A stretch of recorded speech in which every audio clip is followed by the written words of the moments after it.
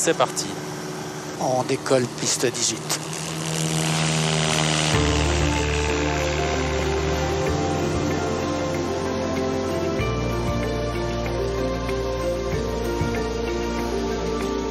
Parti de Bourg-en-Bresse, cet avion met le cap vers les monts Jura.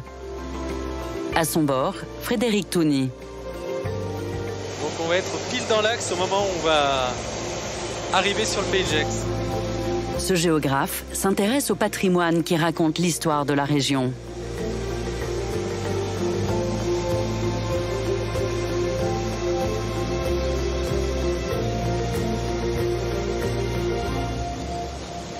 Il semble apercevoir l'antenne. Au bout de 20 minutes de vol, l'avion aborde les plus hauts sommets du massif.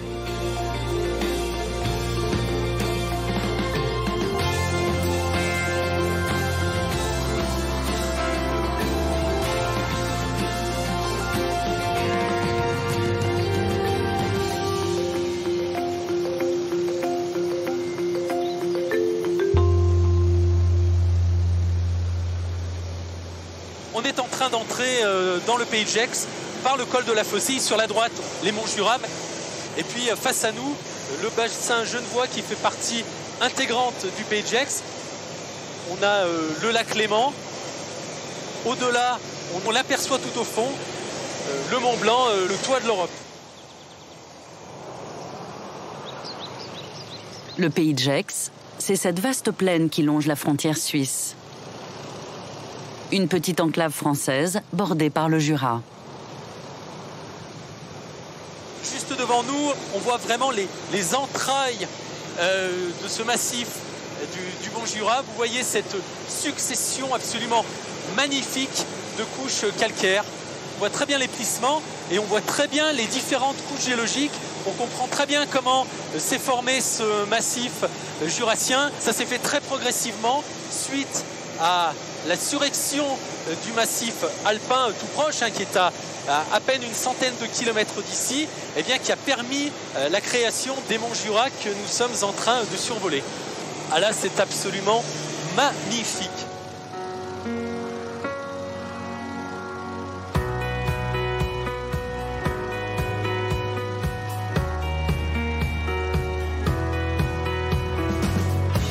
L'avion longe la réserve naturelle nationale de la haute chaîne du Jura.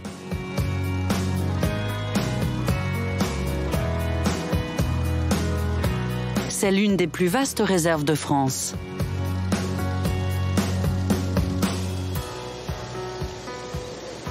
Nous sommes en train de longer le Crêt de la Neige qui culmine à 1720 mètres et qui est le sommet du massif du Jura.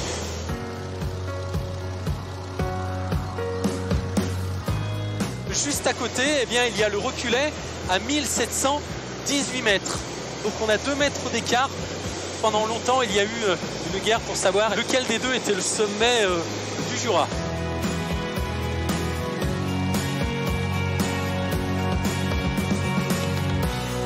Le sommet du reculé se reconnaît grâce à cette croix en métal.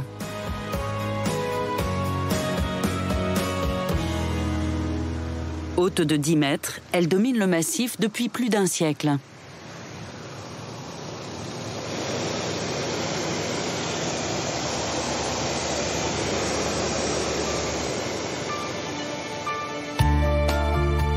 En sortant du Pays de Gex, l'avion suit le Rhône pour se diriger vers le massif du Bugey.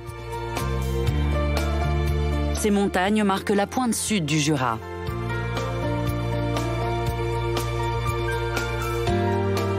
C'est l'un des 4 pays qui composent le département de l'Ain.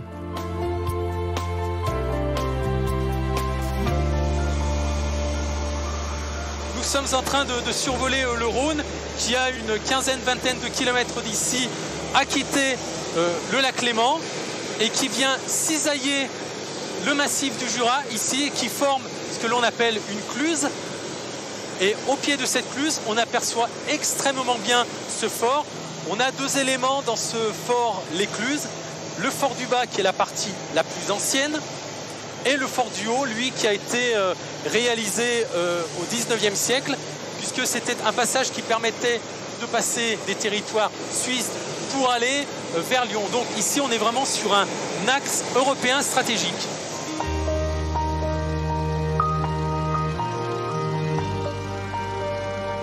Ici, le fleuve marque la limite entre les départements de l'Ain et de la Haute-Savoie.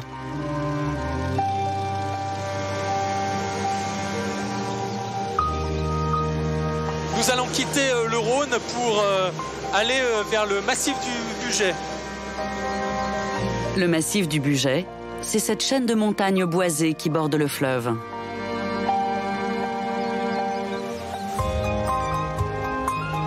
Frédéric arrive sur la curiosité géologique la plus impressionnante de la région. Un canyon vertigineux qui découpe tout le massif. Alors ici, on entre dans la cluse des hôpitaux par l'est. Là, on prend réellement conscience de la majestuosité, je dirais, de cette cluse, avec de part et d'autre des plateaux. Et on a cette vallée qui est extrêmement encaissée. On a des barres rocheuses qui font 100, 200, voire 400 mètres à certains endroits, qui ont été taillées dans des calcaires qui ont entre 150 et 160 millions d'années. Donc on a une véritable lecture géologique sous les yeux.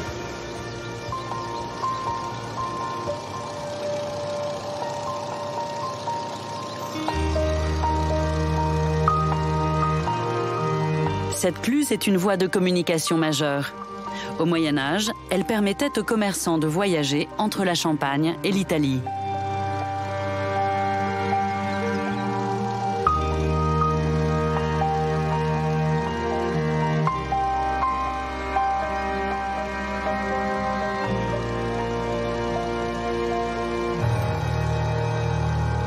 Après ce canyon, l'avion aborde maintenant une région historique du Bugey.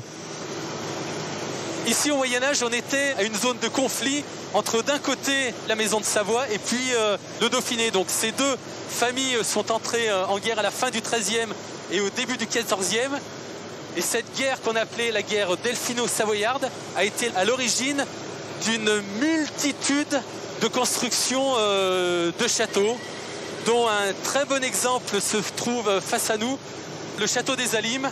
C'est la plus belle bâtisse fortifiée médiévale conservée dans le Bugey. Sa situation en hauteur offrait à la forteresse un point de vue idéal sur la plaine. Édifiée par les seigneurs dauphinois, elle a été prise ensuite par la maison de Savoie.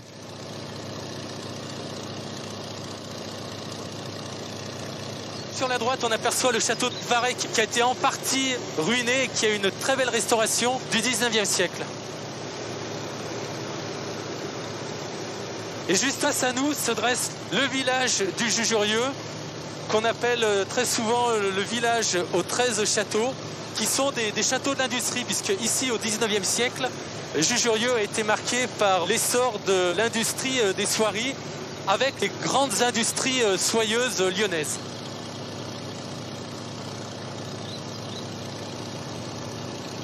C'est la première fois que j'ai la chance de survoler la région et je dois avouer que c'est un véritable régal. Enfin, j'en prends vraiment plein les yeux.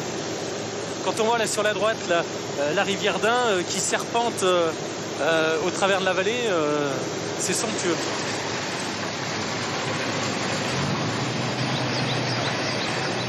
Cette rivière a donné son nom au département. La rivière d'Ain, c'est sûrement l'une des plus belles rivières de France qui a gardé un cours naturel et relativement sauvage. Après la plaine de l'Ain, l'appareil atteint la Dombe, qui s'étend entre Lyon et Bourg-en-Bresse.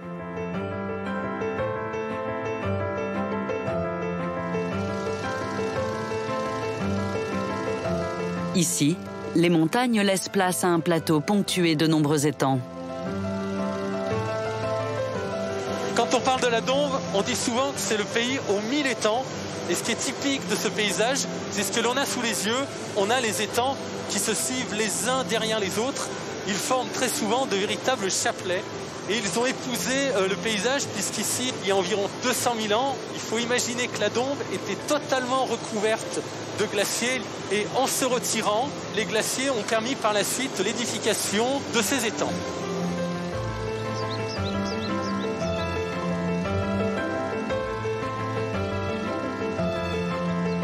Au XIIIe siècle, des moines décident d'aménager les étangs pour élever des poissons. Depuis, la Dombe est devenue la première région piscicole en eau douce de France.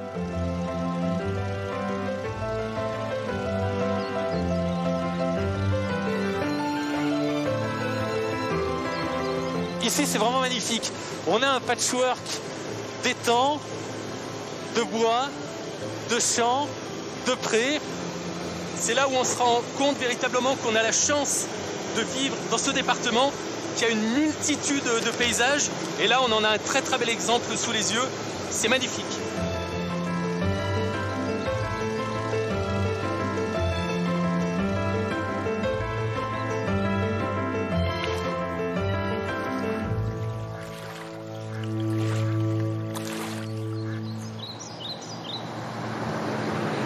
Le lendemain, nous retrouvons Frédéric sur la route des étangs. Toute l'année, il travaille sur le terrain. Ma mission, c'est de pouvoir fédérer des associations, donc au nombre de 120 sur l'ensemble du département de l'Ain, qui s'intéressent à la culture, qui s'intéressent au patrimoine, qui font vivre ce patrimoine. Donc on est là pour travailler avec eux, on est là pour échanger avec eux, et puis on est là également pour les conseiller. Actuellement, il fait l'inventaire des plus beaux monuments de la région.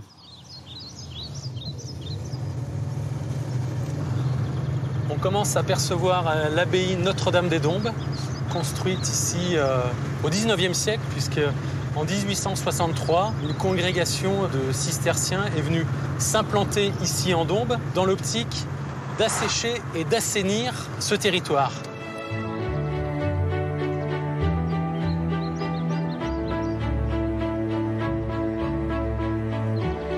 Cet ensemble prestigieux est bâti avec le matériau qui fait l'identité de la Dombe, le caron. Cette brique rouge est utilisée depuis le Moyen Âge et donne cette couleur typique aux édifices du territoire.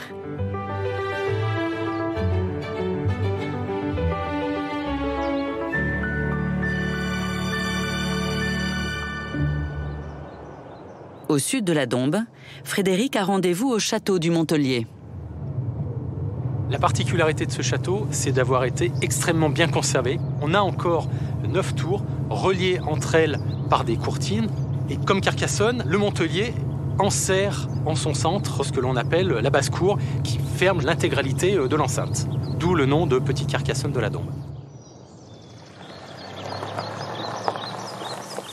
Cette forteresse défensive contrôlait la route du Bugey vers la Saône. Depuis plusieurs années, Frédéric valorise le travail de restauration du propriétaire. Aujourd'hui, il monte en haut du donjon. Quand on est ici, on comprend tout de suite l'enjeu stratégique de ce type de château. La Dombe étant un pays relativement plat, pour avoir de la hauteur, on utilise le relief, c'est-à-dire on a une succession de moraines qui font quelques dizaines de mètres de haut. Et en haut de cette moraine, c'est le cas ici au château du Montelier, on a construit une motte castrale qu'on appelle une poipe en Dombe. Et au sommet de cette motte castrale, eh bien, on vient y implanter un donjon. Ici, un donjon qui fait plus de 15 mètres de haut. Donc ici, on est vraiment sur un point dominant. La Dombe était au Moyen Âge un territoire divisé. Il était alors très convoité par 3 grands seigneurs. On était dans une région de petits fiefs entre la famille de Beaujeu, qui est dans le Beaujolais, on avait la famille de Thouars-Villars, on avait la famille de Savoie qui n'était pas très loin. Donc on avait comme ça une multitude de familles, de fiefs, de seigneuries. Donc il fallait avoir une vision à 360 degrés pour pouvoir observer et pouvoir protéger au mieux le site. Il y a quelques années, le propriétaire a racheté cet édifice qui avait appartenu à ses ancêtres depuis le XVIIIe siècle, jusque dans les années 80. Depuis l'âge de 9 ans, j'en entendais parler par mon grand-père, par mes vieilles tantes. D'ailleurs, j'avais au-dessus de mon lit une petite carte postale qui représente tel domaine. C'était un rêve d'enfant. L'occasion s'est présentée il y a 13 ans. Donc j'ai pu reprendre cette propriété. Je me suis efforcé aussi de la sauver parce qu'elle était dans un état pitoyable, presque à l'état d'abandon. Donc ça a demandé naturellement de gros travaux. Des travaux qui ont permis la restauration de cette galerie, réalisée à la Renaissance. Alors cette galerie, c'est la galerie italienne. Donc c'est une ancienne coursive qui relie la tour de l'horloge. Cette tour s'appelle la tour de l'horloge parce qu'il y a un cadran solaire. Et elle permettait donc d'accéder de la tour de l'horloge au donjon. Et puis au XVe siècle, le château avait de moins en moins cette fonction défensive. Donc pour des questions d'esthétique, on l'a ouverte. On l'a protégée également d'un toit. On a voulu donner un petit côté italien pour lui donner un peu plus de cachet.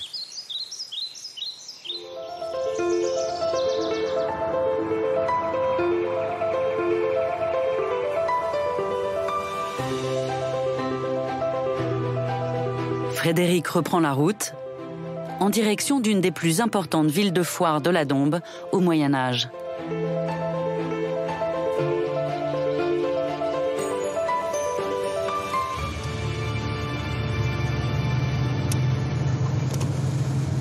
On arrive à Châtillon-sur-Chalaronne, autrefois Châtillon-les-Dombes, par le dernier vestige, la dernière porte de cette période médiévale, donc ce qu'on appelle la porte de Villars. Vous voyez cette imposante construction tout en carron savoyard.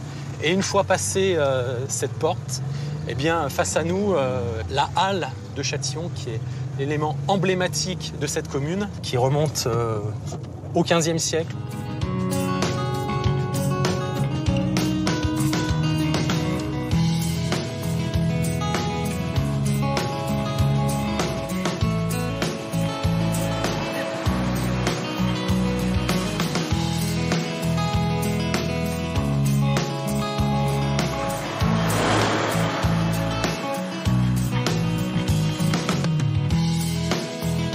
Lors d'une de ses nombreuses tournées, Frédéric a découvert un autre bel exemple de construction en briques.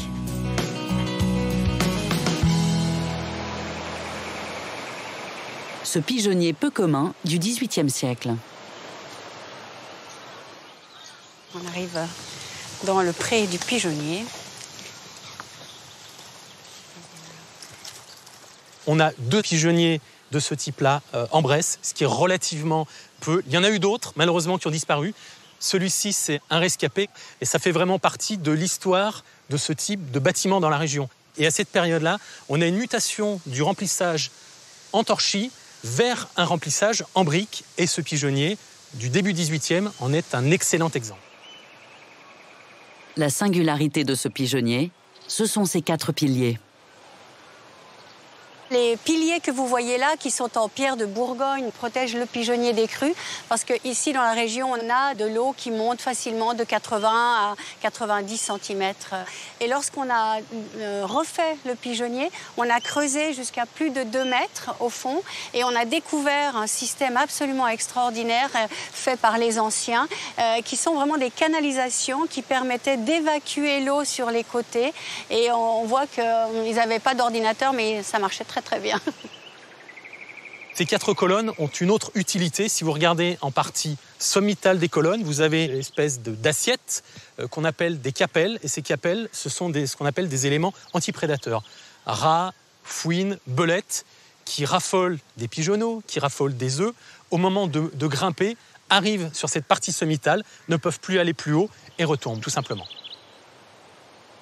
Pour l'avoir vu avant et l'avoir vu après la restauration, on ne peut qu'être ravi devant un travail de restauration aussi bien réalisé.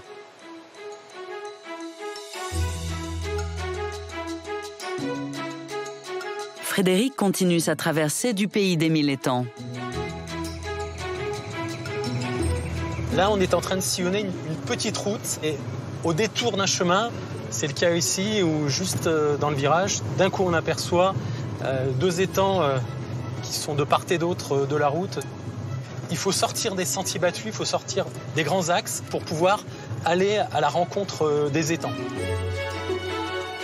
Au cœur de ces étangs se trouve le château de Bouligneux. Frédéric est attendu dans cette ancienne maison forte du XIVe siècle par le propriétaire. Ici, on est sur un des plus beaux châteaux de la Dombes. On a une alliance entre la brique et puis également tous les encadrements. Vous voyez les fenêtres, les arcades qui sont, elles, faites en pierre dorée qu'on trouve dans les environs de Lyon. Donc on voit très bien cette alliance de couleurs qui donne justement tout ce caractère à cette cour intérieure. Cette cour intérieure a été complètement modifiée il y a un siècle. C'était une forteresse ici, donc elle était fermée sur 4 côtés. On avait un rempart qui fermait la cour, ici, et qui a été abattu en 1900 car il menaçait ruine. Et en faisant tomber ce rempart, ça a permis d'ouvrir complètement sur l'étang. Ça donne une vue vraiment exceptionnelle.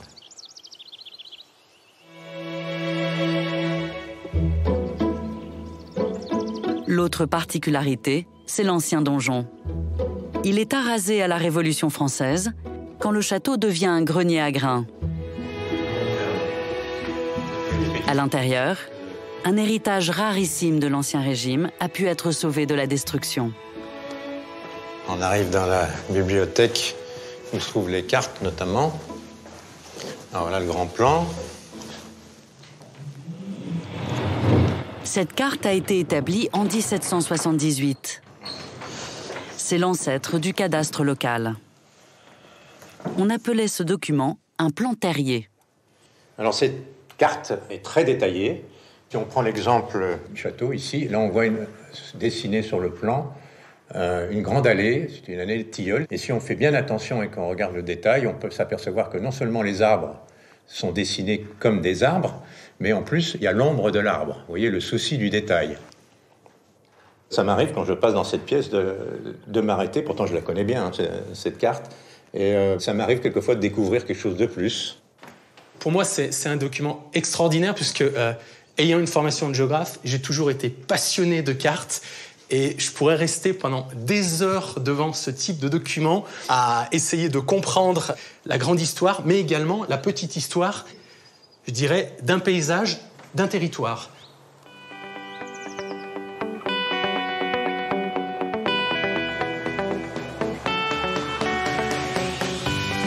À l'ouest, le pays de la Dombe est bordé par la Saône.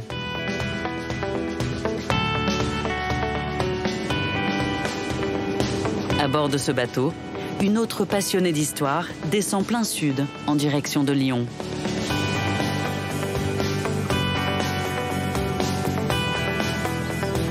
Corinne Vaucourt s'intéresse au patrimoine construit le long de la Saône quand la rivière marquait la limite du royaume de France.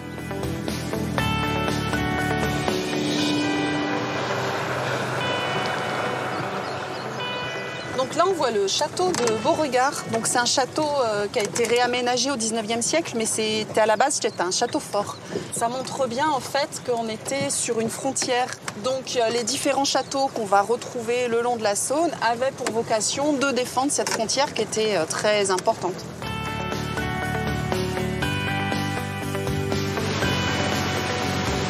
Un peu plus loin, le bateau approche de la ville de Saint-Bernard.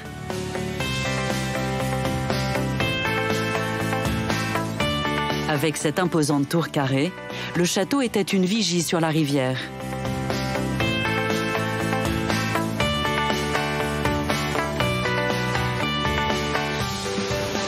La Saône a joué un rôle majeur pendant 9 siècles.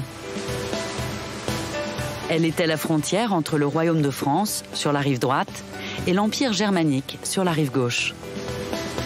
Ici, la frontière, elle a tellement marqué les esprits que cette division entre le royaume et l'empire, on la retrouve dans le langage en fait des mariniers, puisque pour désigner la rive gauche, qui était l'empire, ils utilisaient le terme d'empi, et pour désigner la rive droite, qui était le royaume de France, ils utilisaient le terme de royaux.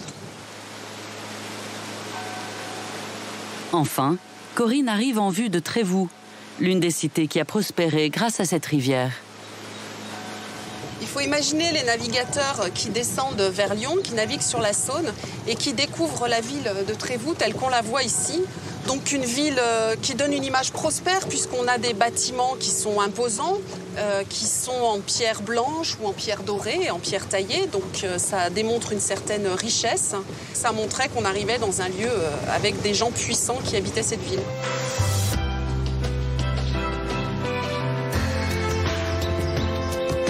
Depuis cette tour octogonale, les seigneurs pouvaient surveiller les navires qui circulaient entre le nord de la France et la Méditerranée. Une place forte idéale pour réclamer un péage. À son pied se développe la ville à flanc de colline. Cette église, elle est très particulière parce que c'est vrai que vue d'en bas, elle est très imposante, mais quand on est en face, on se rend compte qu'il y manque quand même quelque chose, c'est-à-dire que c'est une église sans clocher. Vu les contraintes de pente et des coûts que ça entraînait sur la construction, on n'a pas pu surélever les clochers sur l'église. Donc au pied de l'église, vous voyez une cabane en bois avec les abassons, là, les morceaux de bois qui répercutent le bruit des cloches. Les cloches sont à l'intérieur de cette cabane en bois. C'était provisoire et puis ça dure depuis plus de 100 ans en fait. Derrière l'église se trouve le Parlement de Dombes, un bâtiment qui symbolise la puissance de Trévoux au XVIIe siècle. À l'époque, il n'en existe que 13 dans le Royaume de France. On entre dans la salle d'audience du Parlement, dans ce décor magnifique. Il existe depuis la fin du XVIIe siècle et n'a pratiquement pas été modifié. Les seules modifications que l'on peut voir ici, ce sont les médaillons qui représentent donc les fleurs de lys. Elles ont été faites pour cacher les portraits des souverains de Dombes. Aujourd'hui, dans cette salle, se tient le tribunal d'instance. Les magistrats délibèrent toujours sous le regard du duc du Maine, le fondateur du Parlement. Mais ce qui distingue cette salle, ce sont ses peintures. C'est tout un décor sur le thème de la justice qui est vraiment unique en France.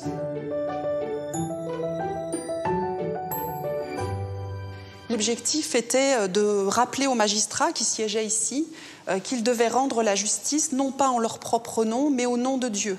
Donc, notamment pour leur rappeler la justice divine, on voit sur ce médaillon Moïse qui reçoit les tables de la loi. On leur donne un autre exemple, l'exemple du roi Salomon, qui est en train de rendre le jugement de Salomon entre deux mères qui revendiquent le même enfant.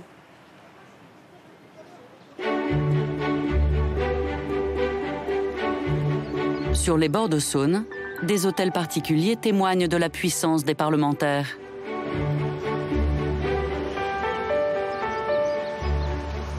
C'est depuis ce très beau jardin qu'on peut admirer la plus belle vue sur l'hôtel particulier de Messimy. Donc cet hôtel avec une façade très classique, son fronton triangulaire qui amène ses différentes travées. On voit ici donc qu'on a une façade qui est très sobre, mais cette sobriété est compensée en quelque sorte par la taille du bâtiment qui est très important. Donc c'est quand même vraiment une résidence haut de gamme, en tout cas pour cette période-là. C'est important de montrer pour un procureur général que c'est un personnage puissant. Ce sont vraiment les exemples les plus majestueux qu'on peut avoir de ces maisons de plaisance pour la noblesse parlementaire. Ces hôtels particuliers sont construits en dehors de l'enceinte médiévale. Une occasion pour la noblesse d'ouvrir leur jardin sur la rivière. Auparavant, on avait des châteaux qui étaient en bord de Saône pour défendre un territoire face à une frontière. Et puis maintenant, au XVIIIe siècle, on est sur un objectif complètement différent qui est de se faire voir depuis la Saône avec un bâtiment imposant qui donne de la notoriété à son propriétaire et aussi s'offrir une vue imprenable sur la Saône qui est très très prisée par les parlementaires du Parlement de Dombes.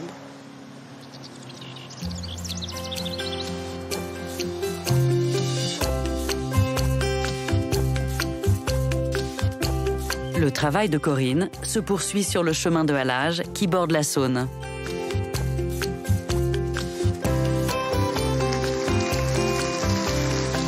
Elle remonte le cours de l'eau avec Stéphanie Renaud. Ensemble, elles développent un circuit à vélo sur ces rives.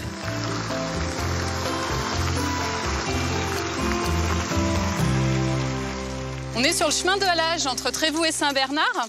C'est un chemin qui traditionnellement était utilisé par les haleurs pour tracter les bateaux quand ils étaient à contre-courant ou quand il n'y avait pas assez de vent. Et donc sur ce chemin, eh bien, avançaient soit les haleurs, soit donc des hommes qui tiraient eux-mêmes les bateaux, soit leurs chevaux. Aujourd'hui, ces chemins ont été réaménagés pour la promenade. Corinne et Stéphanie recherchent les derniers témoignages de l'époque des mariniers. Là, c'est le restaurant du lac. C'est dans cette maison qu'aurait eu lieu en 1817 un complot pour ramener Napoléon Bonaparte au pouvoir. Alors ce qui est sûr, c'est que c'était un ancien restaurant, puis ça a été un cabaret également. Et dans ce cabaret se réunissaient des pêcheurs, des mariniers, des gens de mauvaise réputation, qui étaient pour la plupart d'anciens soldats de l'Empire. Et quand ils se réunissaient, probablement qu'ils devaient parler avec beaucoup d'émotion de leurs souvenirs glorieux des campagnes napoléoniennes et puis vouer aux gémonies toute la royauté qui était aux affaires à cette époque-là. On y va ?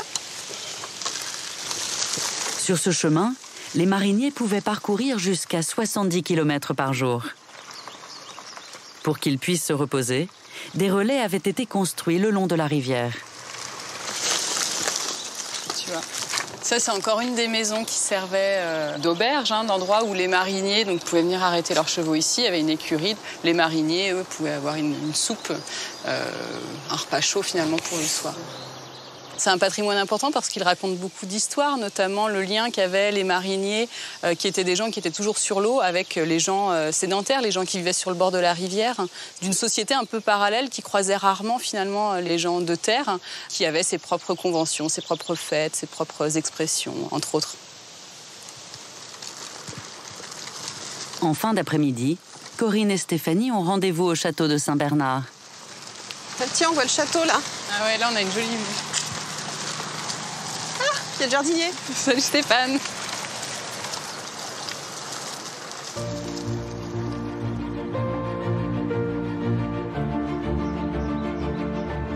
Au cœur du domaine, le propriétaire a créé un jardin remarquable, inspiré des thèmes du Moyen-Âge. J'ai toujours aimé le jardin, donc lorsque j'ai pris en charge le château, il n'y avait absolument rien. Donc ça a été un peu comme le palais du facteur cheval. C'est-à-dire que j'ai commencé par un petit morceau, puis après un petit morceau, puis après un petit morceau, simplement en mettant un pied devant l'autre. Un jour, c'est devenu ça. Dans ce labyrinthe, Gilles a planté un verger conservatoire avec plus de 200 espèces de pommes et de poires.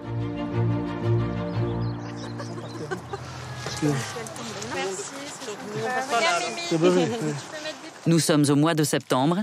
C'est l'effervescence dans les rangées d'arbres. Celles qui sont par terre, elles sont bonnes, celles-là ? Elles sont véreuses.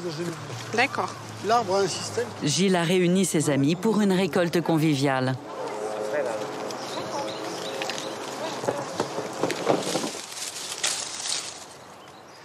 C'est ce que j'appelle un apéro cueillette. Comme le jardin a près 1000 pommiers et poiriers, et que les quantités de fruits, en tout cas les bonnes années, sont très importantes, donc je les donne. Je fais ça 3-4 fois dans la saison. On se réunit, on prend un apéro après la cueillette et on part avec les fruits, tout simplement. Ils sont mûrs, ceux-là. On n'est même pas capable de reconnaître les fruits. C'est pourri. Attention, il y en a une qui va tomber de pourri. Voilà. Allez, on avance.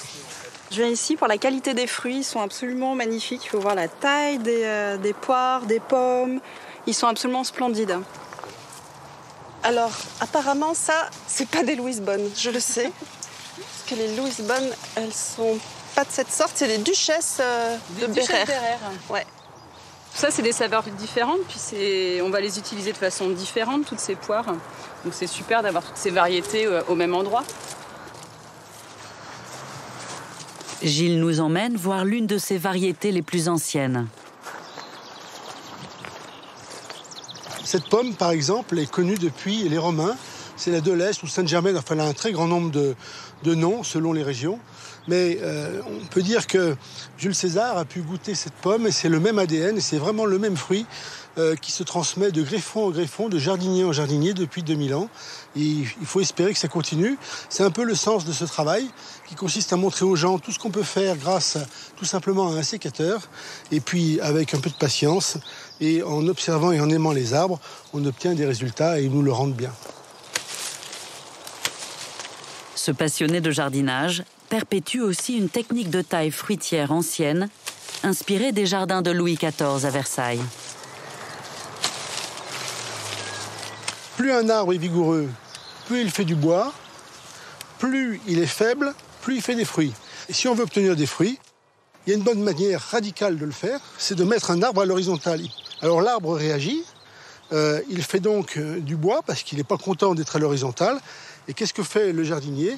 Eh bien, il provoque la mise à fruit en taillant les branches qui montent à la verticale et en gardant les branches qui sont à l'horizontale, parce que plus elles sont à l'horizontale, plus elles sont faibles, et plus elles sont faibles, plus elles feront du fruit.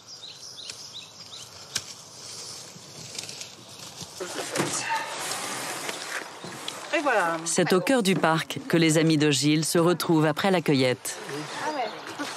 Non, c'est un piège en fait. Il y a 5 heures de boulot et un verre de jus d'orange à la fin, voilà. Ça permet vraiment de, à la fois découvrir un site qui est un site historique et patrimonial et puis de le découvrir sans s'en rendre compte parce qu'on est vraiment sur des moments de plaisir. C'est important parce que c'est ce qui permet d'échanger et de ne pas rester dans sa tour d'ivoire du patrimoine. Merci à vous. Et vous repartez avec tous les fruits, j'en veux plus ce soir. Hein. D'accord, on va faire comme ça.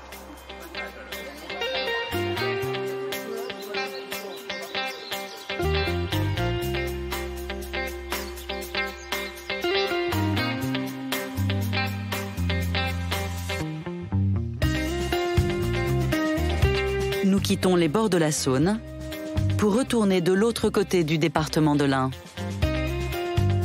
dans les monts Jura.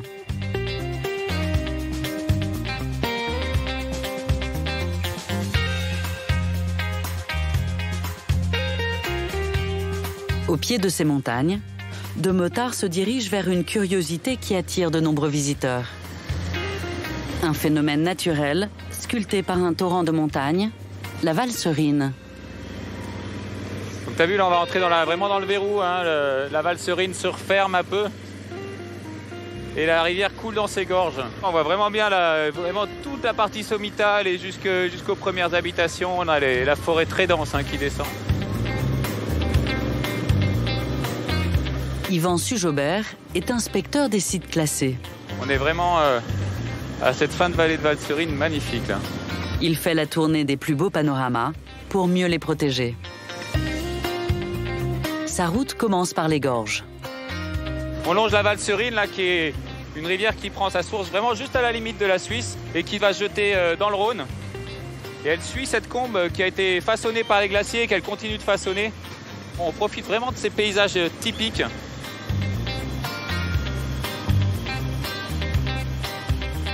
Cette petite route des gorges est superbe. Ah, regarde les falaises là qu'on apercevait tout à l'heure de manière fugace, qui montrent le cours de la Valserine. Et on plonge dans les forêts. Grâce à la qualité de ses eaux, elle est le premier cours d'eau de France à avoir reçu le label Rivière sauvage.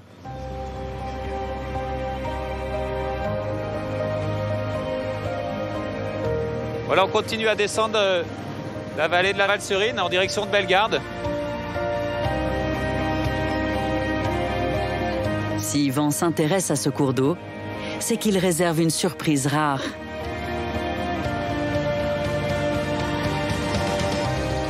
Avant de l'atteindre, les deux motards vont traverser le pont emblématique des gorges. Alors on arrive sur le pont des Pierres qui franchit la Valserine en plein milieu de ces gorges et c'est extraordinaire parce qu'on est très très haut au-dessus du cours d'eau. Ce pont surplombe les gorges à plus de 80 mètres.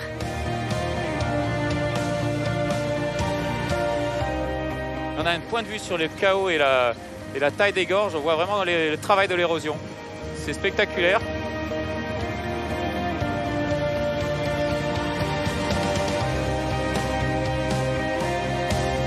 Après le pont, la Valserine s'engouffre entre ses dalles de pierre.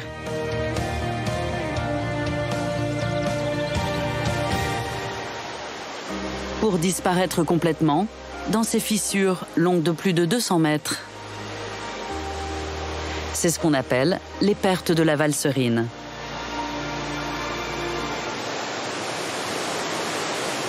Yvan vient régulièrement inspecter cet espace protégé.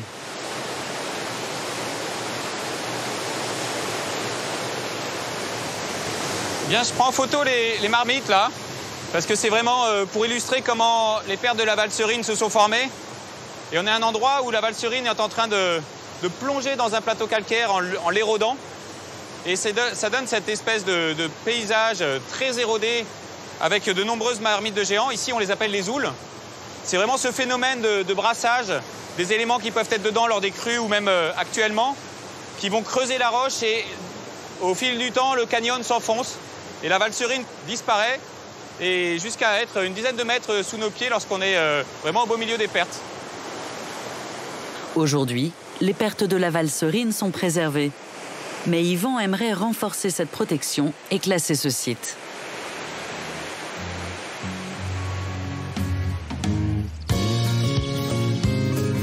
Les motards se rendent maintenant dans les forêts du Haut-Bugey.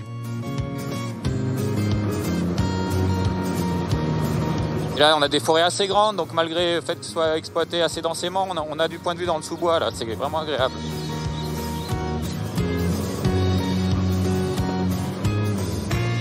Alors, devine qu'il y a quelque chose là derrière. Tu vois, ça s'ouvre un peu, là. Le lac Genin qui va être un peu en clairière, là.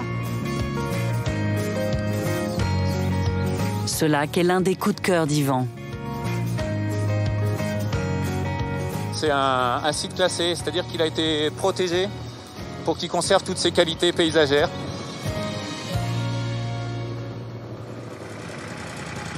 Alors ici, on a vraiment toutes les nuances de vert aujourd'hui. On a évidemment les prairies fauchées qu'on aperçoit au loin. C'est le travail des paysans de maintenir ces combes bien dégagées face à un endroit un peu plus sombre, un peu plus austère que représente la forêt.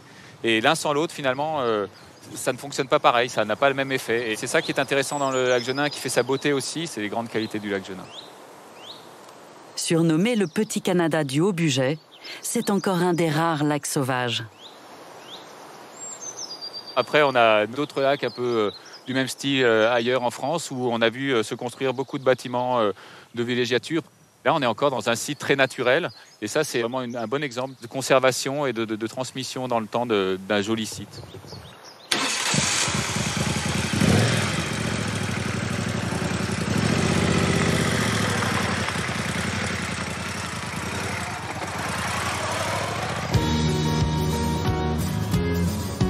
Les motards reprennent la route en direction de la Cluse de Nantua. Tu vois, François, là, on aperçoit l'autoroute A40 avec ces fameux viaducs vraiment emblématiques. Là. On l'appelle l'autoroute des Titans. Dans cette vallée abrupte, l'autoroute passe sur un ouvrage d'art spectaculaire.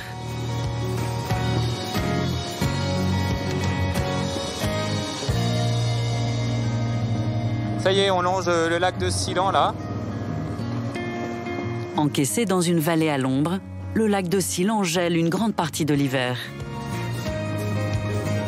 Une particularité exploitée par les hommes au XIXe siècle.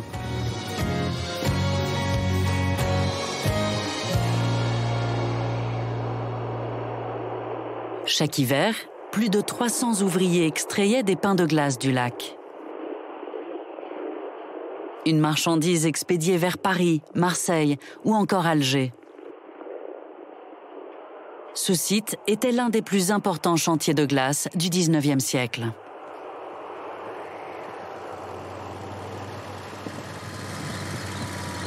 Et donc voilà, les glacières là, elles sont abandonnées depuis 1917 parce que c'était l'apparition de l'électricité et puis de la glace artificielle. On voit la végétation a pris le dessus. Et on a cette espèce de forêt suspendue, assez fantasmagorique. C'est quand même assez étonnant d'imaginer ces forçats de la glace là, qui passaient l'hiver à découper des morceaux de glace pour les conforts d'été.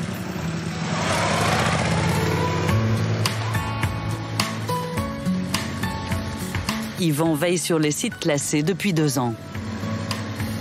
Je parcourais, j'admirais ces paysages partout dans la région et je trouve qu'il y a une ambition vraiment importante à laquelle je veux contribuer, de préserver un certain nombre d'endroits emblématiques. Quand on fait connaître les paysages remarquables, on attire aussi l'attention des gens sur les paysages du quotidien. Et ça, c'est vraiment une belle manière d'exercer un métier.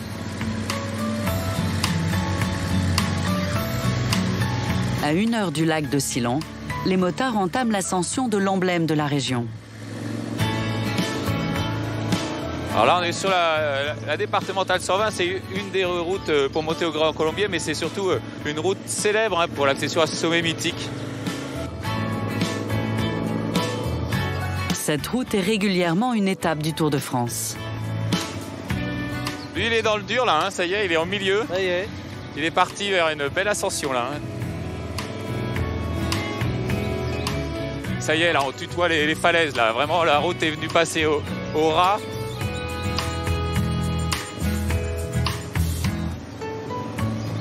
Et c'est étonnant, le Rhône tout droit qui a été réaménagé, reprofilé.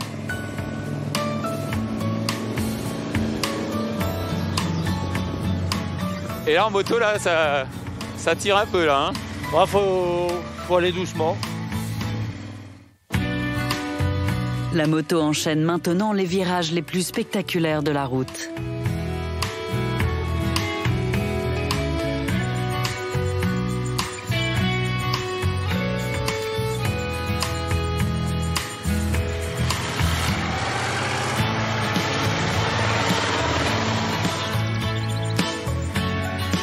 C'est fabuleux. Dès qu'on tourne, on a une autre vue. Là, on regarde la Savoie, le Rhône. C'est extraordinaire. Et on compte jusqu'à 10 et ça change de nouveau. C'est du 360 permanent. Là, les forêts sont vraiment... Elles bordent le Grand Colombier sur quasiment toutes ses faces. Et c'est vrai que l'altitude conjuguée au bois un peu sombre, là, on sent le frais. J'allais le dire.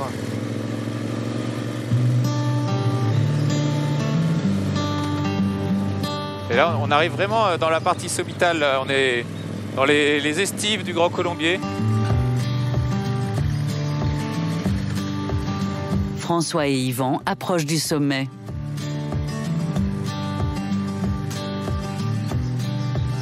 C'est de plus en plus ouvert, là. C'est de plus en plus beau. Yvan est monté jusqu'ici, car il étudie le futur classement de ce site grandiose. Quand on arrive ici, on en prend plein les yeux, plein la vue, et on n'a plus qu'à s'asseoir dans l'herbe et à contempler. C'est vraiment superbe. Il y a le spectacle, le Rhône qu'on aperçoit, qui sépare l'Ain de la Savoie, et puis qui s'écoule jusqu'à Lyon, et avec ce fabuleux panorama sur le lac du Bourget. Alors vraiment, là, on le voit très très bien d'ici. C'est magnifique. Aujourd'hui, il n'y a pas de protection, mais peut-être qu'un jour, le Grand Colombier sera, en plus d'être emblématique de l'Ain, un site classé.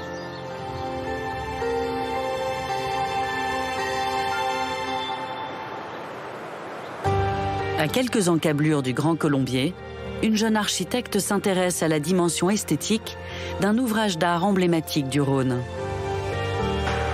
Le barrage de Génissia.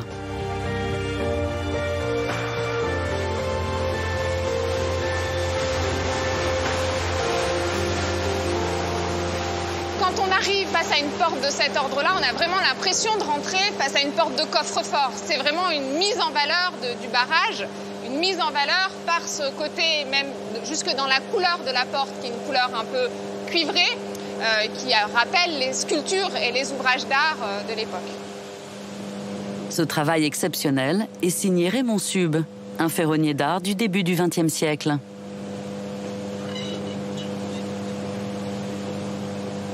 Ce jeu de formes géométriques souligne les dimensions gigantesques de ce portail, de 10 mètres de haut. Dès son inauguration en 1948, ce fleuron de l'industrie française est aussi conçu pour accueillir des visiteurs. À l'époque, la visite débutait par la salle des commandes. Ici, ce qu'il y a de surprenant, c'est la manière dont on est plongé dans un univers des années 50 très connoté, notamment par l'emploi de la couleur qui apparaît très nettement ici. Et puis, il y a des vrais airs de vaisseau spatial qui sont très proches de toute l'iconographie de cette époque-là, et dans le cinéma et en architecture. sommes ici dans l'escalier central du parcours du visiteur, digne d'un escalier de musée, avec un souci du détail, du dessin d'escalier, des matériaux qui sont très nobles, qui montrent ici encore la volonté de mettre en scène le parcours du visiteur, ici dans cette usine. L'escalier débouche sur le point d'orgue de la visite. La salle des machines.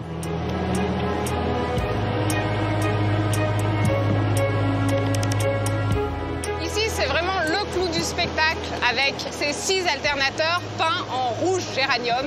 Tout est fait pour séduire et pour frapper les esprits. La présence même de ce belvédère qui surplombe cette salle des machines en est un des exemples les plus importants. On arrive d'un escalier somptueux et on se projette comme ça sur une salle d'usine. L'idée est vraiment de donner à voir les 6 alternateurs qui sont d'ordinaire des éléments qu'on ne voit pas dans un barrage. On se rend vraiment compte quand on arrive en bas de la dimension des alternateurs, de l'échelle de ces alternateurs. Son appellation de cathédrale moderne prend ici tout son sens.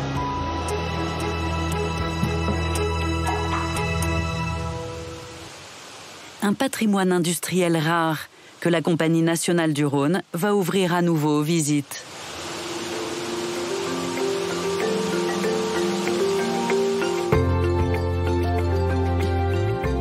À 50 km au sud, le défilé de Pierre Châtel a été un point de passage clé aux portes de la Savoie.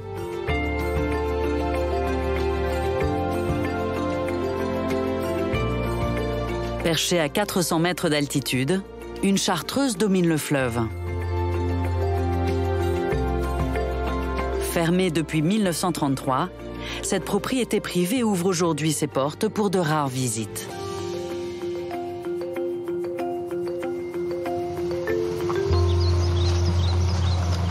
Pour y accéder, le régisseur du domaine, Julien Dubois, emprunte tous les jours ce chemin très sinueux.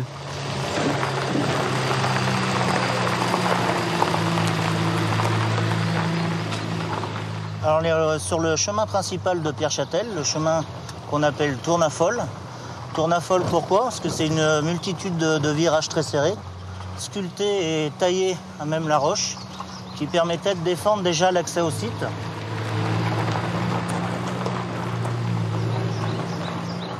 Ce matin, il emmène Sabrina Chauvet préparer les prochaines visites. La première fois que je suis montée ici, je me suis dit, waouh, déjà le chemin pentu, voilà, on se demande où est-ce qu'on va arriver. Et puis, on prend en même temps la mesure du site, on se dit, ça va être époustouflant. On va avoir quelque chose d'unique sur ce site et on n'a qu'une hâte, c'est d'arriver en haut. Avant d'y arriver, Sabrina et Julien font une halte au belvédère qui offre le meilleur panorama sur la Chartreuse. D'ici, on a un très beau point de vue sur la Chartreuse. On l'appelle Pierre Châtel ou des Petra Castri. Donc véritablement une Chartreuse à même la roche. Et en dessous de la Chartreuse, on a le Vironne qui passe. Et face à cette Chartreuse, on a la Savoie avec le Mont Chevru. Donc véritablement le Vironne qui va faire une transition entre ces deux territoires, qui va être tantôt un lien, puis une frontière à partir du XVIIe siècle. Sabrina et Julien entrent dans cette place forte. Elle a été fondée par l'une des plus puissantes familles de la région au Moyen-Âge. La maison de Savoie va arriver sur le site à partir du XIe siècle et va mettre en place dans un premier temps le château. Et par la suite, il y a une forte dévotion qui va se faire à la Vierge par cette maison de Savoie. Et on va mettre en place une chartreuse. Et on a donc une cohabitation qui se fait entre les chartreux et les membres de la maison de Savoie. Donc il y avait un espace plutôt militaire, on va dire, où on avait ce pouvoir de la maison de Savoie qui s'exerçait. Et puis un espace où vraiment les chartreux pouvaient mener leur vie quotidienne et donc rester dans le silence et la solitude, notamment pour les pères.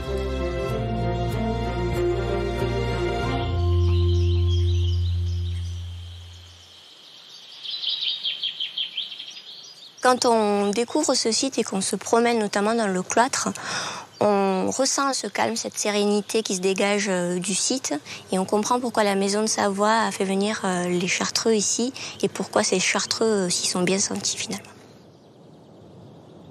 Parmi les vestiges de cette période, on trouve encore ces 3 ermitages.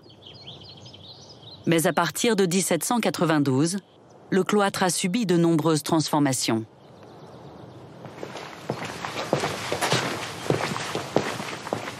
Alors actuellement, on est dans le cloître avec sa configuration d'origine à la Chartreuse. Suite à la Révolution française et au départ des Chartreux, l'État français a eu besoin de créer une prison d'État. Et ils ont créé des cloisons, pratiquement toutes les 2 fenêtres, pour pouvoir mettre le maximum de prisonniers et surtout avoir un œil sur eux. C'est-à-dire qu'en centre, on peut surveiller facilement à 360 degrés, surveiller que les prisonniers ne pouvaient pas s'évader. Sabrina valorise aujourd'hui l'histoire de ce site qui a perdu sa fonction militaire au XIXe siècle pour devenir un lieu d'habitation. C'était un privilège de pouvoir découvrir ce site et puis pouvoir le faire découvrir au public. C'est un site chargé d'histoire et c'est vrai que quand on est au milieu de ce site, notamment au milieu de ce cloître, on prend la mesure de cette histoire et on a vraiment envie d'aller plus loin, de la découvrir et de la faire partager.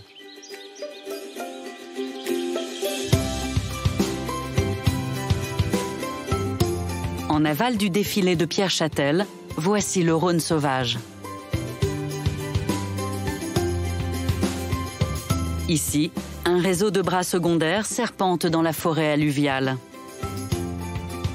En 2013, ce site naturel bénéficie d'une nouvelle protection. C'est la plus vaste réserve fluviale de France. Depuis un an, Émilie Vicroff veille sur ce lieu. Elle est accompagnée de Pierre Descottes, kayakiste professionnel. Qu'est-ce que c'est paisible? Reflet, c'est magnifique. Pas un bruit.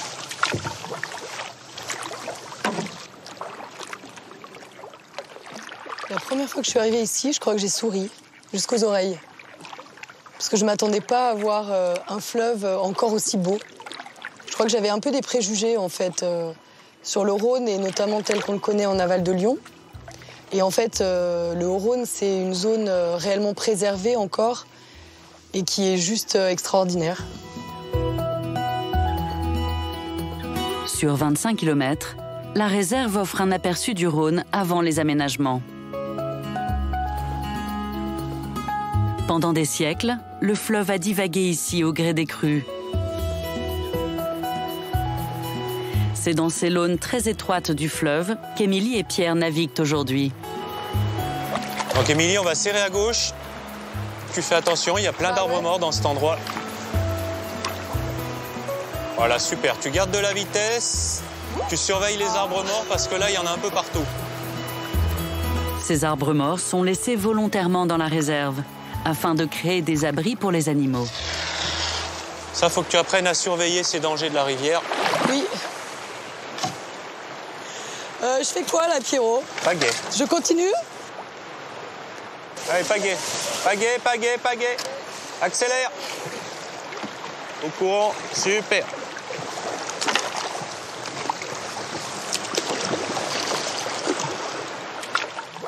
Sur ces îles, on a différents types de forêts qui sont plus ou moins humides en fonction des niveaux de la nappe phréatique. Donc il y a évidemment beaucoup d'espèces à protéger ici, notamment le peuplier noir indigène, l'espèce native des îles. Ici, les riverains l'appellent les îlards. C'est une espèce dont la conservation est majeure en Europe. Et donc il y a un programme de conservation qui a été mis en place. Des efforts de conservation qui commencent à porter leurs fruits. Cette forêt alluviale offre un grand territoire vierge pour les animaux. Un milieu naturel qui attire de nombreuses espèces rares. Aucun bruit, aucun geste brusque. On va se laisser dériver à la vitesse du courant. Ce matin, ils font une belle observation. A priori, ça a l'air d'être un balbuzard pêcheur. Magnifique. Je suis pas sûr sur mon coup. Si. Là, il s'envole. Regarde la bête comme il est beau. Ouais, avec le pêcheur. Super. C'est cool. C'est un balbuzard pêcheur. On l'appelle l'aigle pêcheur aussi. Hein. C'est relativement rare. On en voit quand même un petit peu maintenant en tant que kayakiste. Avant, c'est un oiseau que je connaissais pas du tout. Il est en train de revenir, a priori. Et là, on a eu beaucoup de chance parce qu'il nous a vraiment laissé approcher. On l'a vraiment observé d'assez près, ce qui n'est pas toujours le cas. Ça, c'est la récompense d'être passé là aujourd'hui.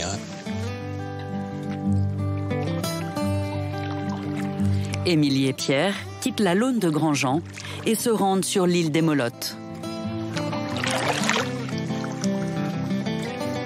Ils ont rendez-vous avec Jean-Michel Mériot, un agent de l'ONF qui travaille depuis plus de 25 ans sur ces îles.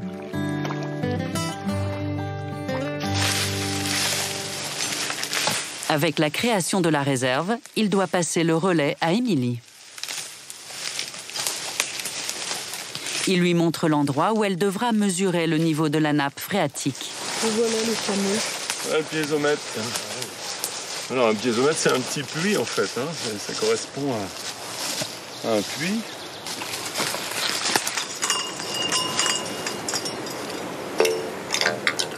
Alors ce piézomètre, ça permet de déterminer la hauteur d'eau dans le sol. En gros, 1,50 m sous nos pieds. 1 mètre. Voilà. Il faut s'imaginer que quand on a un fleuve qui s'écoule, de part et d'autre du fleuve, on a ce qu'on appelle la nappe d'accompagnement. Dans la plaine alluviale, il faut s'imaginer en fait en dessous qu'on a un lac de l'eau qui s'écoule en même temps que le fleuve. Et donc les forêts baignent dans cette eau en fait.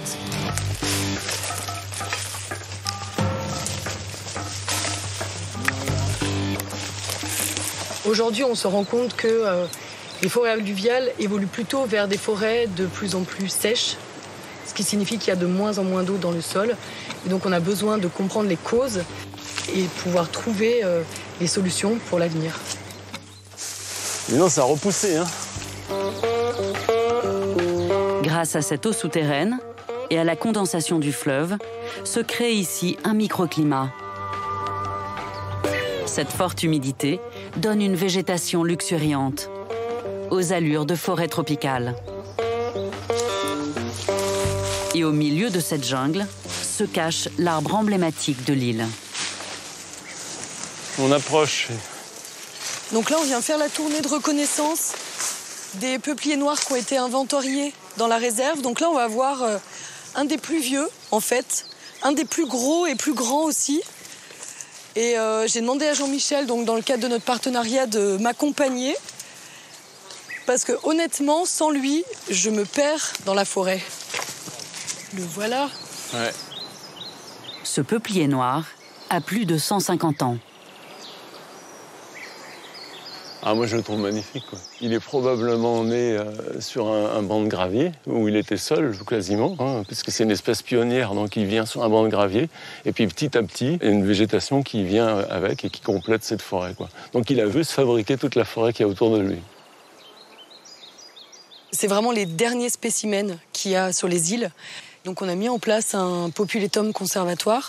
Donc en fait, on a récupéré des petits rameaux. On a planté ces spécimens qui sont vraiment purs au niveau génétique, qui sont vraiment des îlards, des îles du Haut-Rhône, donc qui sont adaptés aux conditions du sol. Et l'idée, en fait, à terme, c'est de favoriser la plantation de ces espèces pour que petit à petit, on retrouve une forêt pionnière et qu'on puisse avoir réellement une conservation de cette espèce remarquable.